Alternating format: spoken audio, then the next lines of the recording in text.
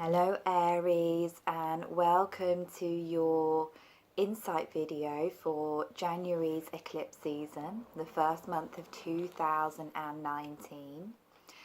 So we are starting this month with a bang with a new moon solar eclipse in Capricorn and a full moon, blood moon, wolf moon lunar eclipse in Leo later on in the month. So these videos this month are going to focus on the areas of your birth chart highlighted by these amazing cosmic events. So as we know, eclipses tend to shake us free of old stagnant situations in our life and then prepare the way for new beginnings. So things can shift and change very rapidly during eclipse periods, particularly the 2-week wormhole. That is the space between the new moon and the full moon eclipse. Things can, get a little bit weird. We can be very unsure of, where we're going and what's happening. So we have to kind of surrender to that space in between the two eclipses, and generally things become clear as the eclipse tunnel closes, which in this case will be with the Aquarius new moon in February. So we're getting off to an exciting start to the year, to a transformative, metamorphic beginning to January, and I'm hoping that you are all feeling a little bit better now, my fellow Aries. Now Mars has come home to our sign. It was a long year for us, 2018, Mars spending a lot of time in Aquarius and Pisces from May onwards. So this should be providing you with a welcome burst of energy and enthusiasm and vision that may have been lacking over the previous months. So this is a supercharged time for us, and particularly with Uranus also going direct around the time of the eclipse on the 6th of January in our sign. That will signal a period up until March the 7th for all of us collectively, where all planets will be moving direct. So we're having this kind of energy of deconstructing before we can reconstruct as these eclipses come in. And for us Aries, the first eclipse in Capricorn is going to fall in the 10th house of our birth charts, the sector of career, of reputation, of purpose, of what we want to achieve in the world. And for everybody, wherever these eclipses, this first Capricorn eclipse falls, will be highlighting the lessons that we are learning in that section of our lives, with Saturn being in that space of our birth chart and Pluto also being in that space of our birth chart. So the eclipse is kind of sandwiched in between these two very transformative astrological energies. So wherever this eclipse is falling, it's going to really shake us up. It's going to call us to make change. So for us Aries, this can really signal a time of initiating changes in our work and career, and this has been a big focus for us, particularly since Saturn entered this section of our birth chart in 2017 on the 21st of December. So a lot of our energy is being expended in these areas of our life. Perhaps we are working to build a career, a public image, a reputation. Perhaps we're working really hard trying to turn our dreams into reality, with Jupiter kind of coming in our 9th house of teaching and vision as well. So we will find that we are putting extra effort and energy in this space of our birth chart. And as this eclipse comes, it's going to highlight the things that we need to let go of, so we can move forward even more productively in this area.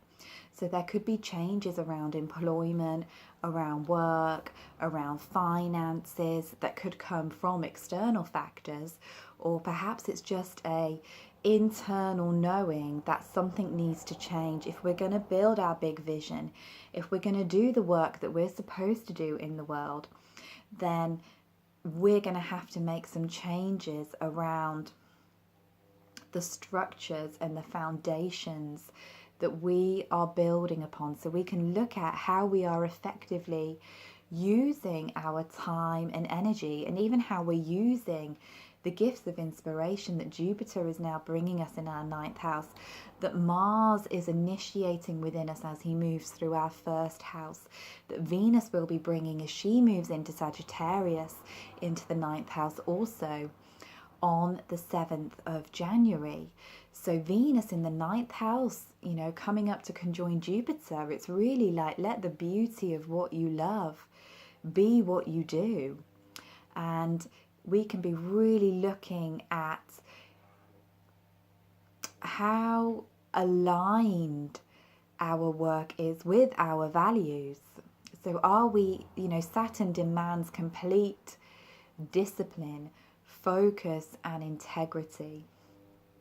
So we can be looking at, are we applying these Saturnian qualities, these Capricornian qualities in our life?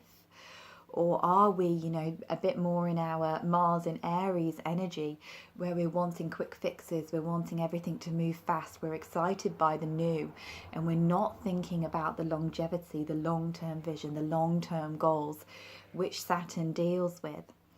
And this area of our birth chart, you know, it's going to be feeling the squeeze, not just with this eclipse season and the eclipse season that we'll experience in summer, but, you know, for the foreseeable future, particularly between now and 2020, as this year Saturn and Pluto, you know, they're coming within 3 degrees of each other this year. They're going to make an exact conjunction this time, January 2020, this time next year. So this area of our birth chart is where we are learning our deep soul lessons. It's where we are alchemizing lead into gold. It's where the deep soul changes and challenges are going to be highlighted to us. And, you know, when we're looking at Saturn as well, we can also be looking at issues to do with authority. And ultimately, this transit will ask us to realize that we are the authority, we are the master of our own lives. It's up to us to apply, you know, that famous Aries energy in ways that will ultimately build things that will not only serve us, but will serve the greater whole. And some of you may be feeling that conflict between work and home life around this time as well, because the North Node is moving through Cancer, which is our 4th house. So we've got this axis, as I've mentioned before, of work and career versus home life, family, tribe, roots, privacy, emotional space happening in our charts. So we have to make sure that we are tending to our inner needs as well, before we can fully blossom into our full potential that is being offered to us with this energy in our 10th house. So we may need to strike a balance. We may find that family issues are pulling our focus away, or we may find that we are too focused up here and we're neglecting our need for emotional connection. So these are all issues that can rise up around the first eclipse of the month. And I just wanted to share with you some information just in case you are coming up for a personal challenge from Saturn or Pluto this year as well. Because Capricorn is a cardinal sign, it creates a natural square to Aries, opposes Cancer and squares Libra. So those of you who have any Aries energy or planets between 1 and 12 degrees of the sign will have experienced a square from Saturn last year. And if you have any energy from 12 to 30 degrees, then you between now and 2020 will be receiving a personal square from Saturn to your Aries Sun, Moon, Rising, Venus, whatever you've got in the sign of the Ram. And this can take this this pressure that you're feeling, this you know, almost weight that we're feeling to build, to make changes in our lives down to a deep level. So it's worth really investigating that and looking at what you can expect when you're having a Saturn square your moon or sun transit. And Pluto as well, of course, moving through Capricorn since 2009, and he is currently lingering around the 22-degree mark. He's kind of moving backwards and forwards. So within a few degrees, he moves very, very slowly. So if you have your Aries, Cancer, Libra, Capricorn planets before 21 degrees, then you've already done your work with Pluto. But if you have a planet or an angle after 21 degrees of the cardinal signs, you will be receiving a personal alignment from Pluto over the coming years as he moves through the final degrees of the sign of the goat. And both Pluto and Saturn transits are life changing, depending on the planet they touch and the houses that they're moving through in your birth chart. So just be aware of that. I just felt to share that with you in case any of you are undergoing that or are preparing to deal with that this year, as well as the eclipses. It will amplify this energy tenfold. So just feel free to look into that, or you can ask me questions if you would like to. So that is the first eclipse that we'll be experiencing, which will be the 5th or the 6th of January, depending on where you are in the world. If you're in the UK like me, it's the early hours of the morning of the 6th of January. Forgot what month we were in then.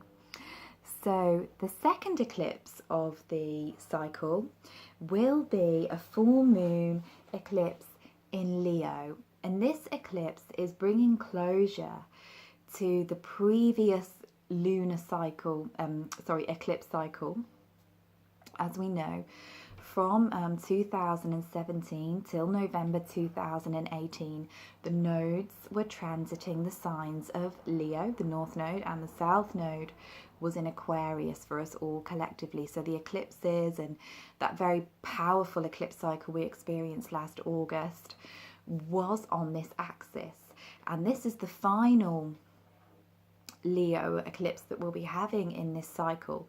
So it's bringing culmination to the previous 18 months, and particularly bringing closure to issues that were arising around the Lion's Gate time last year, around the 11th of August. So we had a Leo new moon solar eclipse just after the Lion's Gate portal in 2018. So we're looking at closure, release around Leo themes, and this falls in the 5th house for us, Aries. So the 5th house is the house that is traditionally ruled over by Leo. It's the solar house. So we can be looking at themes around authentic self-expression. We would have been doing a lot of work throughout 2017 and 2018 around learning how to express our individuality, how to express our unique soul self into the world, particularly through creative endeavors during the previous eclipse cycle. So if there's any issues, any areas that we still don't feel free to do that, this can come up to be looked at. Other key Leo themes and 5th house themes are abundance, romance, joy, and playfulness. So this brings a focus to these areas of our chart. So we have these very different energies working with us, Aries. We have this steady, responsible, Capricornian focus going on. And then we have this eclipse in the 5th house that says, don't forget about your joy. Don't forget about the joy that comes through expressing your gifts and talents. So perhaps some of us, will be reminded that our work is supposed to be our joy. It's supposed to be an expression of our soul. And if it's not, we may need to make some changes. And for those of us who've been really diligently working hard and, you know, perhaps giving all of our energy to work and to family matters, we may come to realize, okay, you know, I'm an individual too. I have needs, and I need some fun, some sweetness, some passion, some fire in my life. Yeah, very much supported by, you know, Venus up in Sagittarius and Jupiter up in Sagittarius and Mars down in Aries. So this could be a time when we are, you know, reminded of that as well. And for some of us, we could be struggling a little bit with our Aries need for freedom and the discipline that Saturn and Capricorn and Pluto, the eclipse in the 10th house, is asking for. So again, we always need to try and find balance. So this full moon can be a great time for letting go of things that block the flow of joy, that block the flow of abundance, that block the flow of romance. You know, Leo, the lion heart, the courageous heart. So what is blocking us from fully stepping into that and stepping into our Aries potential as our ruling planet comes home to our sign, as our 9th house of inspiration and higher knowledge and wisdom is activated. So it's a very, very powerful month, and eclipses can be quite unpredictable, and we've got this Uranian energy going on as well this month, because Uranus is stationing around the time of the Capricorn eclipse, making his energy very strong, and he will be challenging the Leo eclipse as well. So there's a real element of liberation and unpredictability coming through, particularly so for Aries, because he is, of course, finishing up his stay in your sign. He popped back into Aries last year, and he's just lingering around those final degrees again before coming back into Taurus, where he will stay and not return to our sign for 84 years in March. So it's an exciting time, and you know, the more we can work with these fiery energies and bring them into balance with the focus, the laser sharp focus, the ability to ground and make things tangible that Saturn offers us, we can really create miracles during this time. So I'm going to pick a card for you, or for us Aries, to bring closure to this reading, and these are from the Goddess Guidance Oracle cards. So let's pick a card for you and see what guidance we have to help you through this cycle.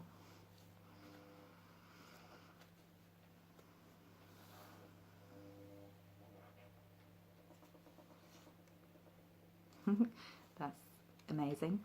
So we have the goddess Diana, and this is the card of focused intention. You can see her there. She actually looks very Sagittarian. She is the archeress with her bow that never misses her mark.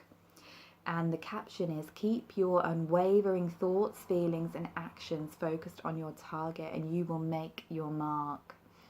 So this speaks to that energy of Saturn that I was just describing, that energy of self-discipline, of maintaining structure, of complete integrity and focus on the goals that you wish to achieve, which is the gift of Saturn. We can sometimes feel him as a heavy or oppressive energy, but really he's making us see the work that needs to be done.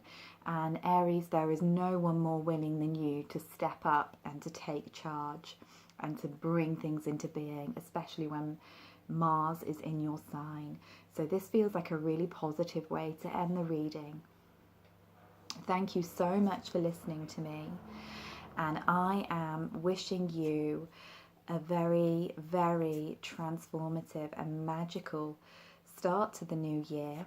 If you wish to connect with me further, you can click the links at the bottom in the information box of this video. So much love.